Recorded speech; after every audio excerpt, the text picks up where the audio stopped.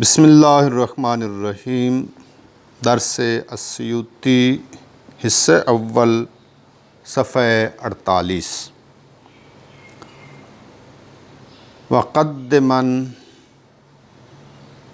ما شئت من الاخص او غیرہ فی حال انفصال الضمیر عند امن اللبس یا لبس۔ بعض لام پر زبر بھی پڑھتے ہیں، بعض فتح بھی پڑھتے ہیں، اپنا ضمہ بھی پڑھتے ہیں، لب سے لب سے۔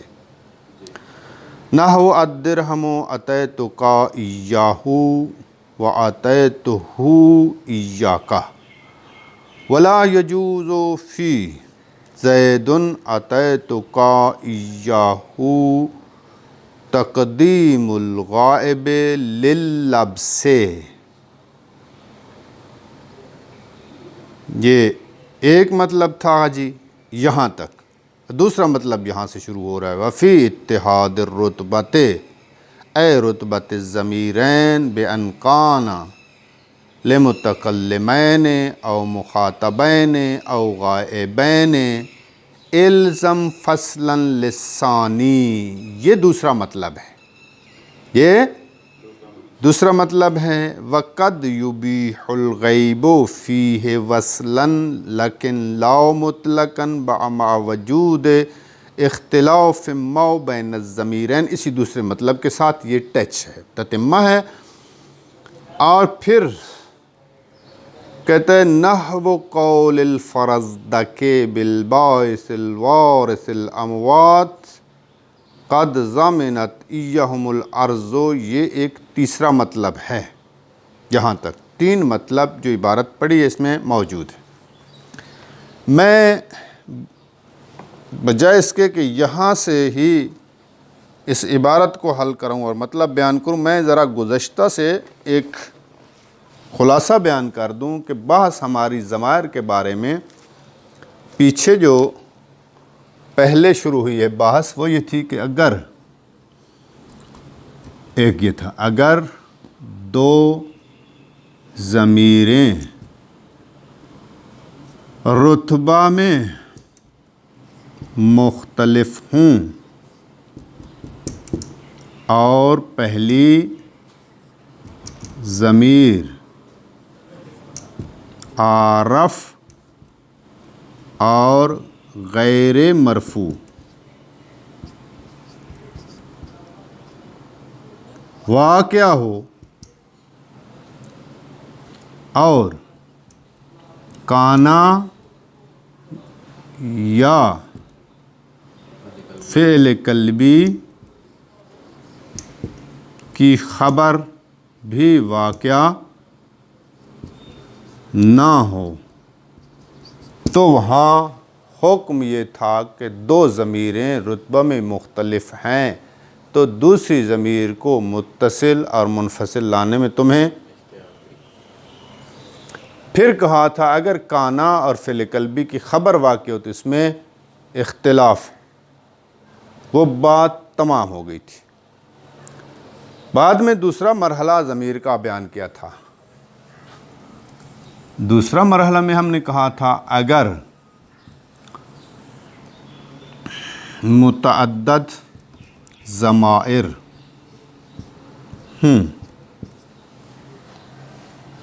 اور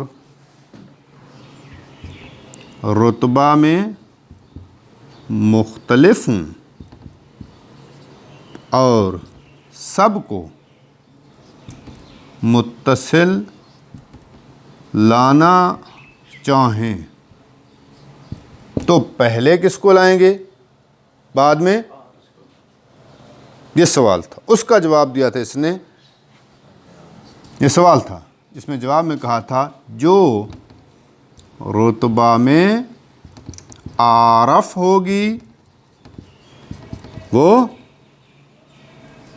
مقدم ہوگی اور جو رتبہ میں بعد میں ہوگی وہ بعد میں ہوگی۔ لہذا متکلم مخاطب سے پہلے، مخاطب غیب سے پہلے اور غیب سب سے، یہ بھی مطلب کل بیان ہو گیا تھا۔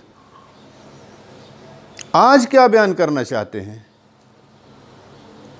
توجہ کریں، آج کے مطلب میں کہتا ہے کہ فی قدم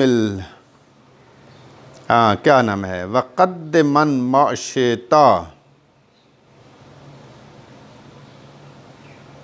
یہ اوپر والے شعر کا پہلا حصہ بیان ہو چکا ہے، دوسرا حصہ بیان ہو رہا ہے، قدمن ما شئتا فی انفصال۔ اس شعر کا مطلب کیا ہے، اس حصے کا، یہی تیسرے حصے سے بحث ہے، یہ ضمائر کی تیسری بحث ہے کہ اگر ضمائر رتبہ میں اختلاف رکھتی ہوں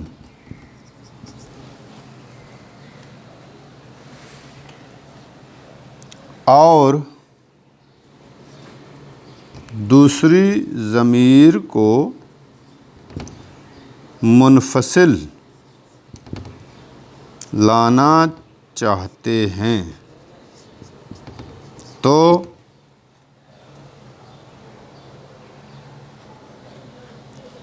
کیا ہے، قدمن ما شئت فی انفصال، آپ عارف اور غیر عارف میں سے جس کو چاہیں مقدم کر دیں۔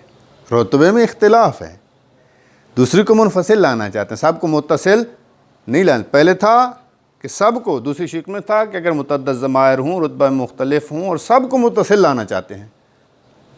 اب ہے کہ متعدد ضمیر ہیں، رتبے میں اختلاف ہے، لیکن دوسری کو کیا لانا چاہتے ہیں، منفصل لانا چاہتے ہیں۔ قدمن، ضرور بر ضرور تم مقدم کر، ما شئتا، جس ضمیر کو چاہیں۔ اخص کو مقدم کر سکتے ہیں، غیر اخص کو بھی مقدم۔ بات سمجھ آئی ہے، سوال بھی سمجھ آیا ہے۔ آج کا درس یہیں سے سٹارٹ ہو رہا ہے کہ اگر دو ضمیریں ہوں، رتبے میں مختلف ہوں، ایک عارف ہو دوسری غیر عارف ہو، اور دوسری ضمیر کو منفصل لانا چاہیں تو عارف کو بھی مقدم کر سکتے ہیں، غیر عارف کو بھی مقدم، جس کو چاہیں مقدم کریں، بے شرطے کہ اس کے تقدم سے التباس کا خوف نہ ہو، التباس سے امن ہونا چاہیے۔ مطلب سمجھ آئیے، مثال دوں گا تطبیق کروں گا۔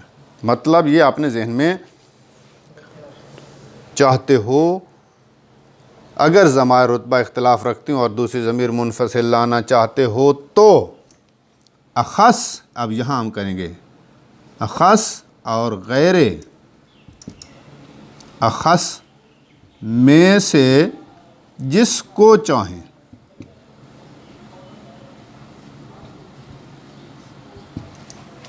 مقدم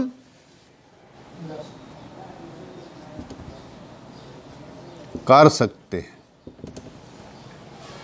بے شرطے کہ مقدم کرنے سے مراد متکلم سامع پر ملتبس نہ ہو جائے۔ مثلا یہ دیکھیں، الدرہم اعطیتو، تو ہو پہلے میں یوں لیتا ہوں، اعطیتو ہو، غیر اخص کو، غیر عارف کو مقدم کرتا ہوں، اعطیتو ایاک۔ آج جہاں توجہ کریں، دو ضمیریں تھیں، دوسری کو منفصل لانا چاہتا تھا تو اس کو اخص کو بھی مقدم کر سکتا تھا اور غائب کو بھی مقدم کر سکتا تھا غیر اخص سے۔ جی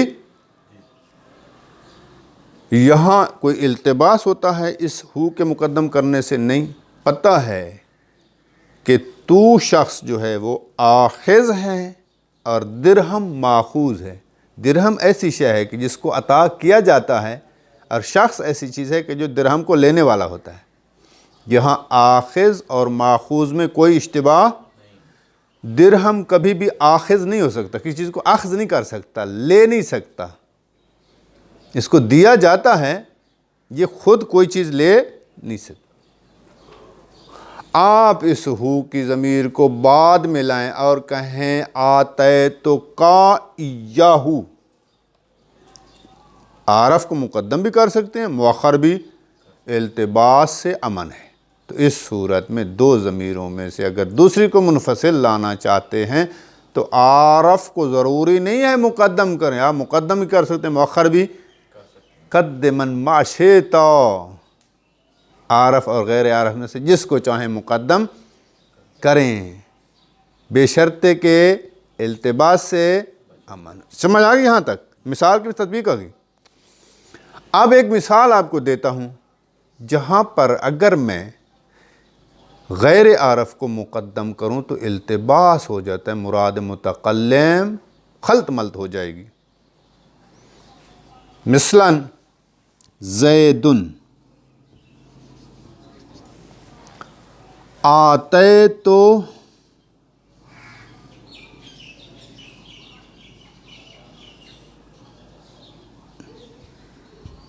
ایاہ،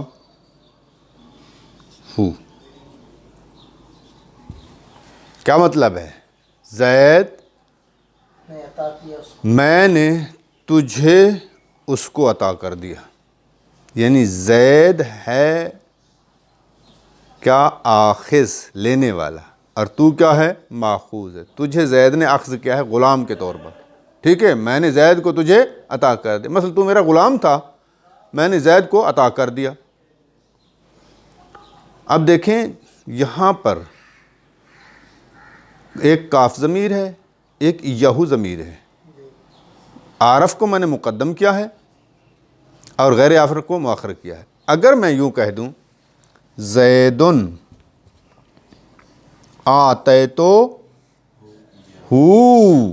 یا، پتہ نہیں چلے گا کہ زید، اس زید کو تجھے عطا کیا ہے یا تجھے، پتہ نہیں ہے زید آخذ ہے یا ہے نا، التباس ہو سکتا ہے نا، کوئی دلیل نہیں ہے کہ زید آخذ ہے اور احتمال ہے کہ زید آخذ و احتمال ہے کہ زید ماخوذ۔ سمجھ آئیے آسن انوار؟ سمجھ آ رہی؟ جب التباس کا خوف ہوگا، دو ضمیروں کو لانا چاہتے ہیں اور دوسری منفصل لانا چاہتے ہیں، اگر التباس کا خوف ہے تو آپ کو اختیار نہیں ہے کہ جس کو چاہیں مقدم کریں، بلکہ عارف کو ہی مقدم کریں، عارف کو ہی مقدم کریں گے۔ اس مثال میں جیسے میں نے کیا ہے، آتا ہے تو کا ایاہو ہی کہنا ضروری ہے، آپ نہیں کہہ سکتے آتا ہے تو ہو ایا کا۔ لیکن اس مثال میں کوئی اشتباہ مصطفیٰ نہیں ہوتا، چونکہ درہم ہوتا ہی ہمیشہ ماخوذ ہے۔ آپ اس ہو ضمیر کو پہلے لائیں گے تب بھی یہی مطلب ہوگا کہ درہم عطا شدہ ہے، بعد میں لائیں گے تب بھی یہی مطلب ہوگا کہ درہم عطا شدہ ہے اور اخذ کرنے والا کون ہے؟ تو ہے۔ سمجھ آئیے بات کی؟ یہ تھا یہاں پہ اس کا مطلب، مثال بھی واضح ہوگی ہے۔ دیکھیں جی، شعر کا لفظی ترجمہ جناب سارا کراؤں گا، عبارت کا بھی کراؤں گا جب ترجمہ آخر میں ہوتا ہے، آپ کو پتہ ہے۔ پہلے بھی کر دیتا ہوں۔ قدمن ما شئت فی انفصال، انفصالی صورت میں جب دوسری ضمیر کو منفصل لانا چاہتا ہے تو تو ضرور مقدم کر ما، اس ضمیر کو جس کو تو چاہے، تمہیں اختیار ہے، ٹھیک ہے؟ آگئی سمجھ؟ ترجمہ یہی ہے، تشریح وہی ہے۔ اگر دو ضمیریں متصل دو ضمیریں لا رہے ہیں ایک کلمہ میں، دوسری کو منفصل لانا چاہتے ہیں تو عارف کو مقدم کریں گے یا غیر عارف؟ کہتے ہیں عارف کو بھی کر سکتے ہیں، غیر عارف، جس کو چاہیں مقدم کر سکتے ہیں، بے شرط کہ التباس، جیسے پہلی مثال میں تھا، اگر التباس کا خوف ہو، دوسری ضمیر کو ولو منفصل لانا چاہتے ہیں تو عارف کو مقدم کرنا ضروری۔ اس تقدم سے، یہ جو تقدم ہے ضمیر مخاطب عارف ہے ضمیر غائب سے، اس کو مقدم کرنا واجب ہے۔ اس سے سمجھا ہے سامع نے کہ بابا زید جو ہے وہ آخذ ہے، سمجھ آئیے، اور امر بکر وہ کیا ہے؟ ماخوذ ہے، یعنی زید کو میں نے وہ شخص خاص عطا کیا، یعنی وہ غلام عطا کیا، ہو کی ضمیر کسی غلام کی طرف لوٹ رہی ہے کہ میں نے تجھے اے زید وہ غلام عطا کر دیا ہے۔ تو اس کا مطلب یہ ہے کہ اگر آپ کاف کو، اخص کو، عارف کو مؤخر کریں گے تو پتہ نہیں چلے گا زید آخذ ہے اس کا یا زید اس کے لیے ماخوذ ہے، چونکہ زید میں صلاحیت آخذ کی بھی ہے، ماخوذ کی بھی۔ درہم میں صلاحیت آخذ کی نہیں تھی، صرف ابھی بھی واضح نہیں ہوا انوار؟ جی تھا۔ اس کے بعد دوسرے شعر پہ آ جائیں۔ وفی اتحاد رتبت الزم فصلاً، ترجمہ کیا ہے شعر کا؟ اگر ضمائر رتبہ میں متحد ہوں، دو ضمیریں لا رہے ہیں اور دونوں رتبہ میں متحد ہوں۔ اب دیکھیں یہاں پر پہلی صورت میں رتبہ میں مختلف، دوسری صورت میں بھی رتبہ میں، اور تیسری صورت میں بھی رتبہ میں، لیکن اب کون سی چوتھی صورت بیان ہو رہی ہے؟ وہ کیا ہے؟ رتبہ برابر، دونوں متکلم کی ہیں، دونوں مخاطب کی ہیں، دونوں غائب کی ہیں، تو رتبہ مساوی ہو گئی۔ اگر ایسا ہے تو پھر ان ضمیروں کو، سوال یہ ہے کہ وہ دو ضمیریں جو رتبہ میں مساوی ہیں دونوں کو متصل لا سکتے ہیں؟ کہتا ہے نہیں، الزم لازمی قرار دے، فصلاً دوسری ضمیر کو منفصل لانا۔ پھر دیکھیں ترجمہ، فی اتحاد الرتبت، اگر دو ضمیریں رتبہ میں متحد لا رہے ہیں، الزم تو لازمی قرار دے، فصلاً یعنی دوسری ضمیر کو منفصل لینا، دونوں کو متصل نہیں لا سکتے۔ یہ ہے ترجمہ۔ وہ نیچے تشریح میں کیا کہہ رہا ہے نا، نیچے تشریح میں کہہ رہا ہے کہ رتبہ میں مساوی ہوں، یعنی رتبہ میں مساوی سے مراد یعنی دو ضمیریں کہ جو رتبہ میں مساوی ہیں، دو ضمیریں کہ جو رتبہ میں مساوی ہوں۔ پہلے تھا کہ دو ضمیریں ہیں، چونکہ بات دو ضمیروں کی، دو ضمیریں ہیں کہ جو رتبہ میں مختلف ہیں، دوسری کو منفصل لانا چاہتے ہیں تو کسی کو بھی مقدم کر سکتے ہیں۔ آپ کہتے ہیں دو ضمیریں ہیں کہ جو رتبہ میں متحد ہیں، تو اس صورت میں کہتا ہے کہ دوسری کو ضرور لازمی طور پر تم منفصل لا۔ یہ چوتھی صورت ہے، ٹھیک ہے۔ مثلا میں آپ کو مثالیں دیتا ہوں، مثال سے واضح ہو جائے گا۔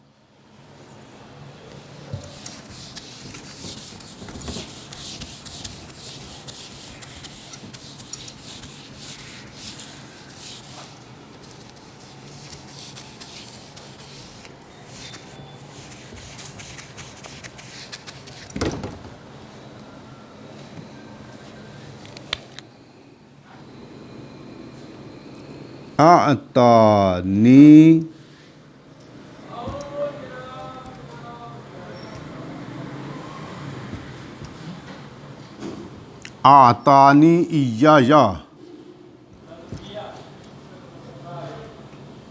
توجہ کریں، ایک یا متکلم کی ہے، ایک یا متکلم کے لیے، دونوں متکلم کے رتبے میں مساوی ہے، دو ضمیریں لانا چاہتا ہوں۔ کہتا ہے اس صورت میں دوسری کو متصل نہیں لا سکتے، آپ نہیں کہہ سکتے آتانی، کیا کہیں گے؟ ہاں یوں،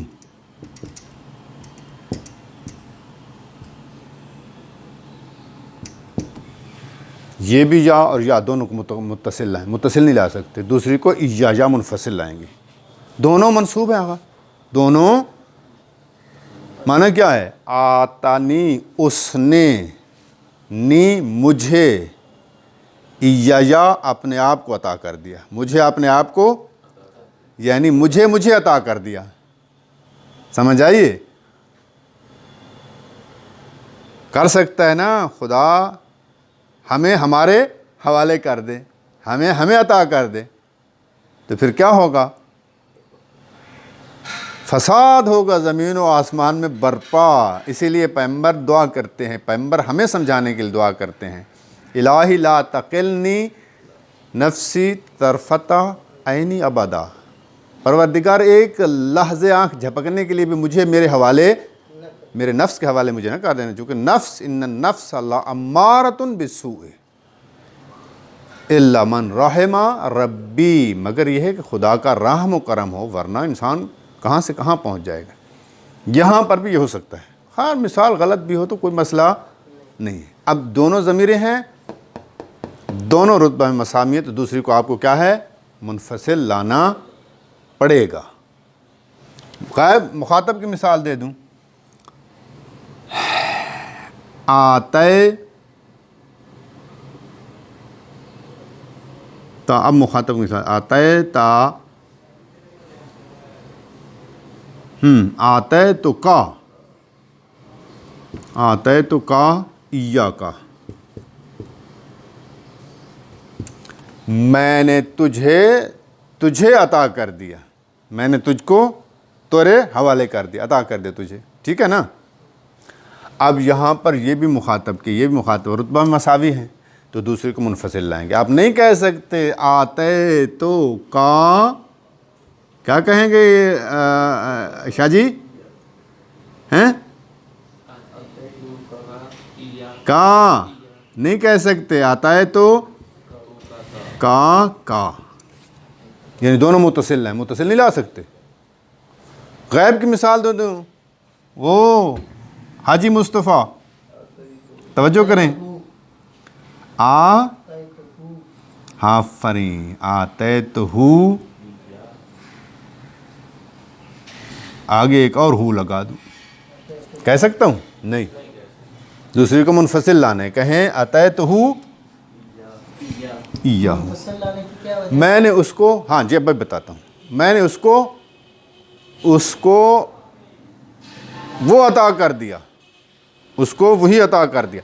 اب یہاں پر دیکھیں، یہاں پر بھی آپ نے کہا دوسری ضمیر کو منفصل لائیں، یہاں بھی منفصل لائیں۔ اگر رتبے مساوی ہوں تو دوسری کو منفصل لانا کیوں ضروری ہے؟ سمجھ آئیے۔ ایک جواب میں آپ کو کیا اس کو کہتے ہیں کلی دوں گا، جو ہر جگہ پر جو ہے آپ کو کام آئے جائے گا۔ ایک سوال کا جواب آپ کے پاس ہوگا، آپ لاجواب نہیں رہیں گے۔ کوئی بھی سوال ہوتا ہے ادبیات میں آ کر کے، یہ کیوں کر رہے ہیں؟ دستور کلام عرب ہے، عربی زبان کا دستور ہے کہ جب اس قسم کی دو ضمیریں آتی ہیں تو دوسری ضمیر کو منفصل لاتے ہیں، چونکہ ہم نے ان کی زبان کو دیکھ کر قاعدہ بنایا ہے نا۔ ایک جواب جہاں بھی ہے آپ سے سوال، آپ جواب دے سکتے ہیں، ایک جواب یہ۔ ایک دوسرا جواب ہے کہ جو نحوی دیتے ہیں، جو شارحین نے دیا ہے، وہ بھی ہے، کہتا ہے یہاں پر اگر دونوں متصل آ جائیں تو سوال یہ پیدا ہوتا ہے کہ آپ نے اس کو کہاں مثال دی تھی، یہ وہ پھر دے دیتا ہوں، آتانی یا، ایک یا کو دوسری یا پر مقدم کر دیا ہے وہ بھی متکلم کی ہے، وہ بھی ہے، وہ بھی اخاص ہے، وہ بھی اخاص، ٹھیک ہے۔ اس ضمیر کو، اس ضمیر پر آپ نے مقدم کیوں کیا ہے؟ وجہ، حالانکہ دونوں متصل آ رہی ہیں، تو اس کو کیوں نہیں مقدم کیا؟ اس کو مقدم کر دیں تو پھر سوال ہوگا، اس کو کیوں نہیں مقدم کیا؟ اگر جواب کوئی نہیں ہے تو کہیں گے ترجیح بلا مرجح لازم آتی ہے۔ کیا لازم آتی ہے؟ ترجیح بلا، یعنی کوئی چیز ترجیح دینے والی نہیں تھی کہ اس کو پہلے لایا جائے اور اس کو پہلے لے آئے ہیں، اس کو کہتے ہیں ترجیح بلا مرجح۔ بھائی میرے ساتھ میرے بس سنیں، دو طالب علم ہیں کہ جو ذہین بھی ہیں، لائق بھی ہیں، شریف بھی ہیں، عبادت گزار بھی ہیں، ہر لحاظ سے مساوی، عمر بھی برابر ہے، سب علاقہ سب کچھ۔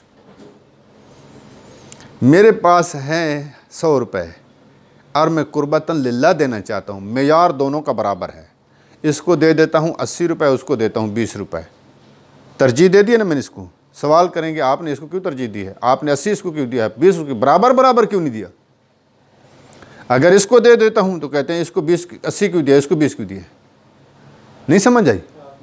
اس کو کہتے ہیں، اس کو ترجیح دینا بلا مرجح، کوئی مرجح ہونا چاہیے پھر ترجیح دیں۔ اگر بلا مرجح ترجیح دیں گے تو یہ کبھی ہے۔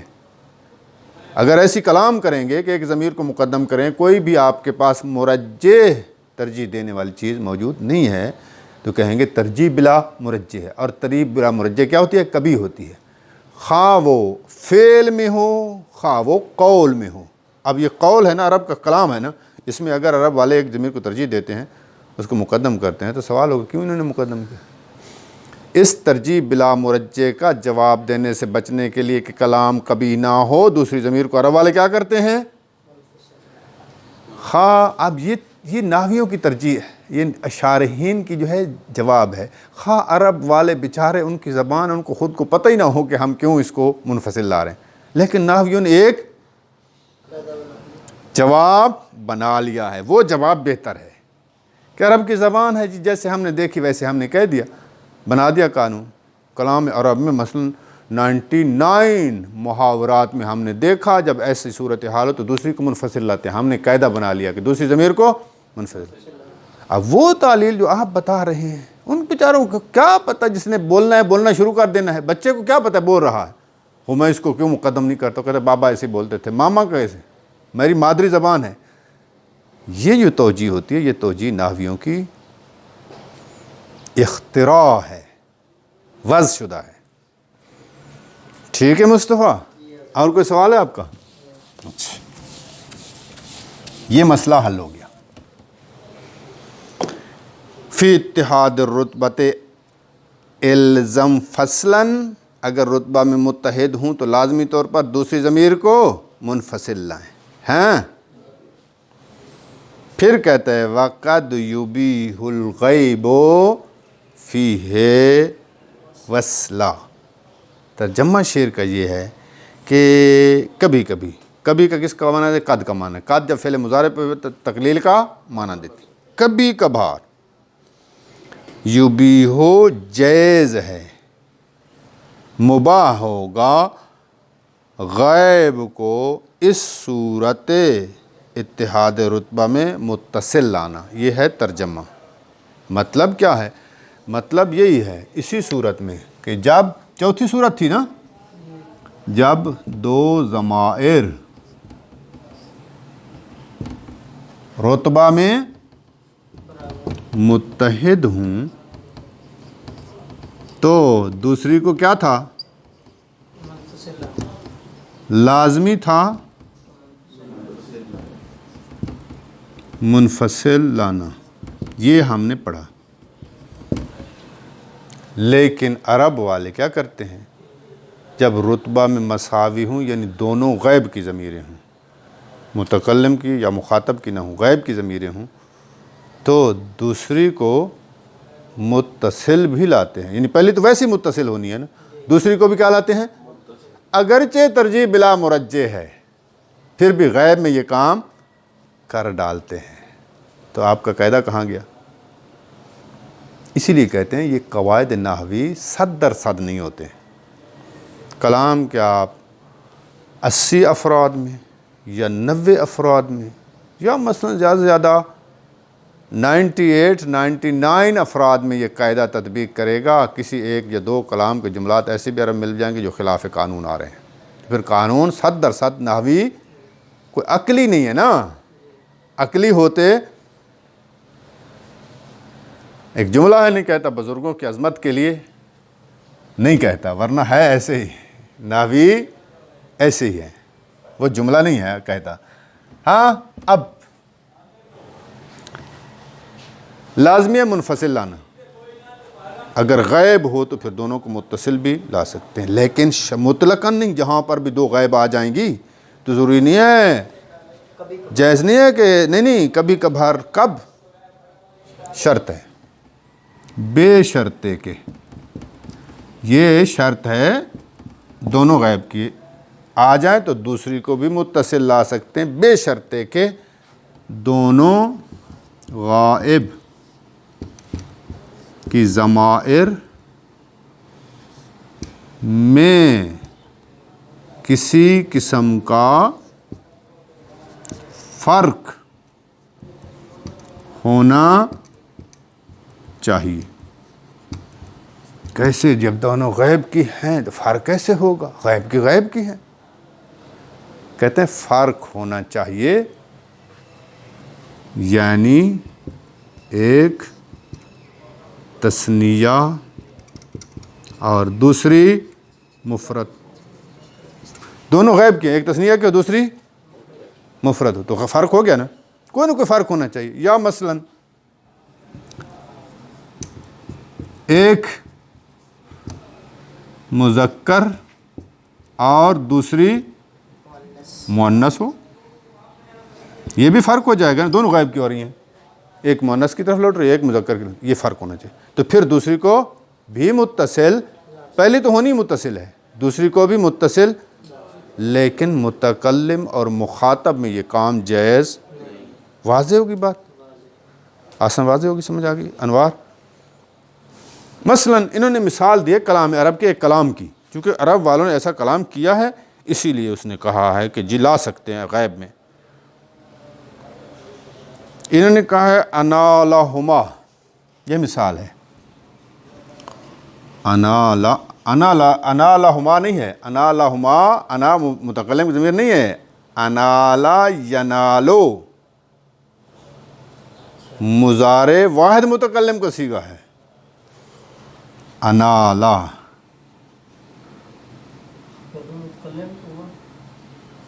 جی متکلم کا ہے یا ماضی کا ہے؟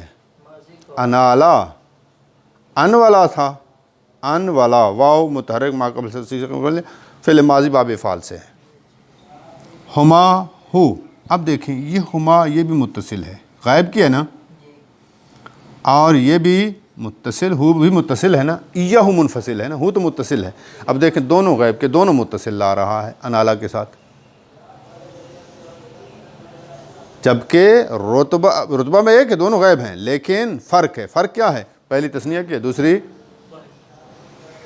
پہلی تثنیہ کی طرف لوٹ رہی ہے، بستن و بہجتن اس کی طرف لوٹ رہی ہے، دوسری وجہ کی طرف لوٹ رہی ہے، مفرد کی طرف.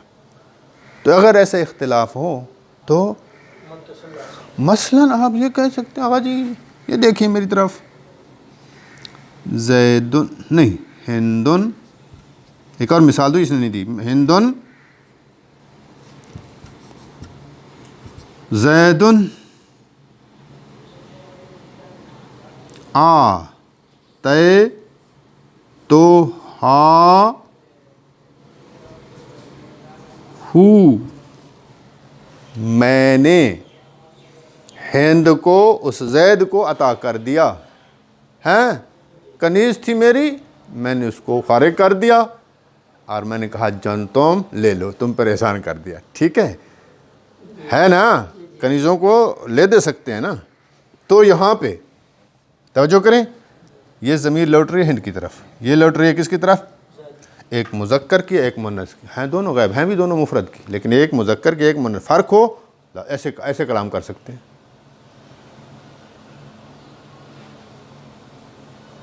ٹھیک ہو گیا، بس اتنا کافی ہے. دیکھیں ترجمہ غور سے دیکھیں، جو پڑھایا اس کو تطبیق غور سے سنیں.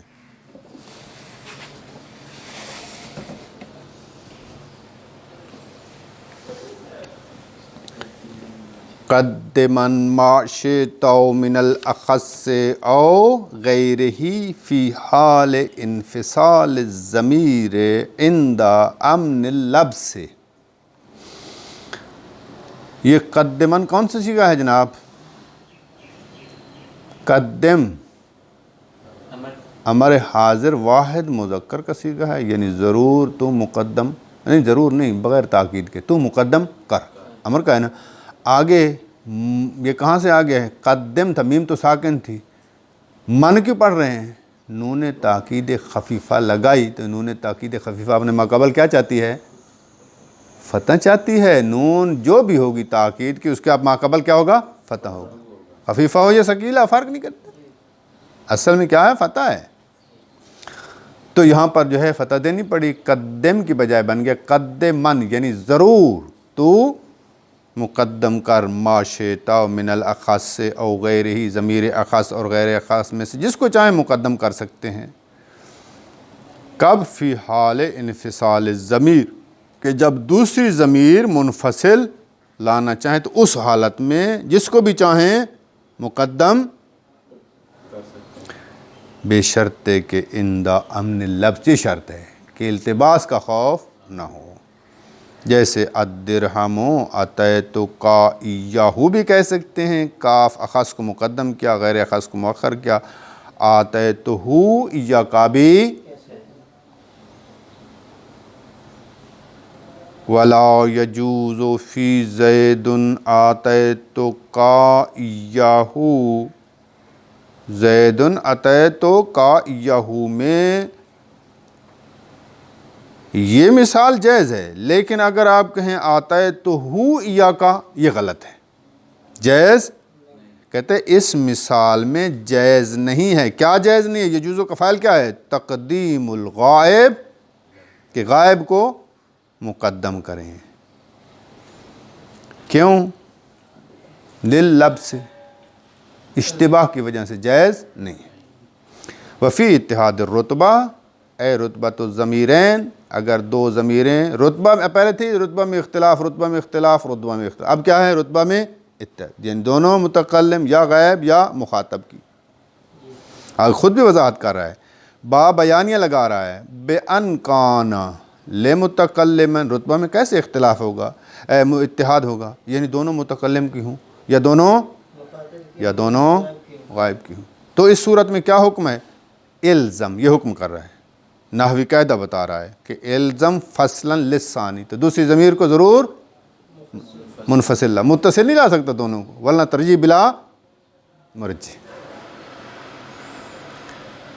یہ ہوگی وضاحت اتنی بھی کہ بس اس نے ایک لائن کی، ہم نے ایک آدھا گھنٹہ لگا دیا۔ وَقَدْ يُبِيحُ الْغَيْبُ فِيهِ، ہی کی ضمیر اتحاد رتبہ کی طرف لوٹائیں، کہتا ہے غیب جو ہے اتحاد رتبہ میں ہوں تو غیب میں کیا ہے؟ غیب کو وصلاً، وصل لانا یعنی متصل لانا مباح اور جائز ہے، یعنی اگر دو غیب کی ہیں تو پھر دونوں کو متصل لا سکتے ہیں، لیکن لا مطلقاً، لیکن شرط ہے، قید ہے، بل مع وجود اختلاف ما، اختلاف ما یعنی کسی قسم کا اختلاف ہو، جب کسی قسم کا اختلاف ہو، دونوں میں کوئی بھی اختلاف ہو، تو اس صورت میں آپ دونوں کو متصل، ٹھیک ہے۔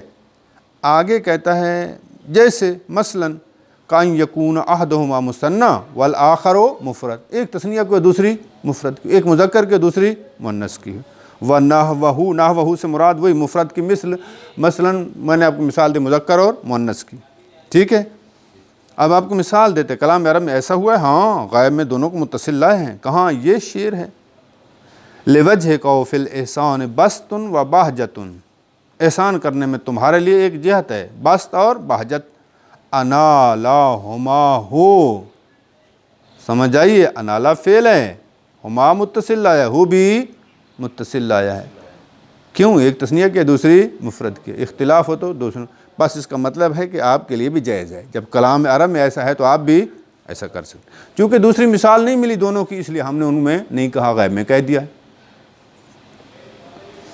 اب یہ بات تمام ہوگی، اتحاد رتبہ، اختلاف، یہ ہوا ہے۔ اب یہ جو بات کر رہا ہے یہ ایک نئی بات کر رہا ہے، جو میں نے کہا تھا چوتھی بات ہے، یہ چوتھی بات ہے، وہ کیا ہے؟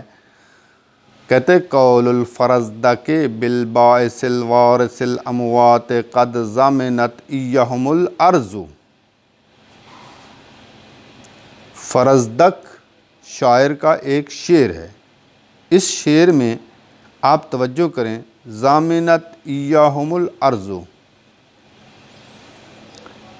یہاں پر ضامنت فعل ہے، ارض فاعل ہے، ایہم مفعول اجی اور منصوب ہے، اور منصوب منفصل ہے، یہاں پر ضمیر متصل ہم ممکن تھی، متصل کے ممکن ہونے کے باوجود بھی ضمیر منفصل کو لایا ہے۔ ہم نے کہا تھا کہ کبھی کبھی ایسا ہوتا ہے کہ متصل ممکن ہوتی ہے، اس کے باوجود بھی ضمیر منفصل کو لاتے ہیں، اور پھر کہتا سیاتی، اس کی بحث آئے گی، یہاں آ رہی ہے، جناب صاحب سیوطی اس کو لا رہے ہیں کہ دیکھیں فرزدق کے قول میں جو ہے، یہاں اگر آپ دیکھیں کہہ سکتا تھا ضامنت ہم الارض، اس نے کیا ہے؟ ضامنت ایہم، متصل کے بجائے منفصل لایا ہے، کوئی مشکل نہیں تھی۔ اور یہ بھی آپ کہہ سکتے ہیں، یہ بھی آپ کہہ سکتے ہیں کہ یہاں پر جب متصل ممکن تھی تو کیوں منفصل کو لایا ہے؟ کہتا ہے کیا نام ہے، الضرورت اقتضت، ضرورت شعری کا تقاضا ہے، ضرورت کے وقت لا سکتے ہیں، وَإِلَّا نثر میں نہیں دیکھیں گے آپ کبھی بھی کہ جہاں متصل لانا ممکن ہے وہاں ہاں انفصال الضمیر مع امکان اتصالی، اس شعر میں متصل کو لانا ممکن تھا پھر بھی منفصل کو لائے، کیوں؟ ضرورت شعر شاعر کی اپنی ایک ضرورت ہوتی ہے، اس ضرورت کو پورا کرنے کے لیے کسی قانون کا پابند شاعر جب مستی میں آتے ہیں تو پابند نہیں ہوتے کسی چیز کے۔ وصلی اللہ علیہ رسول۔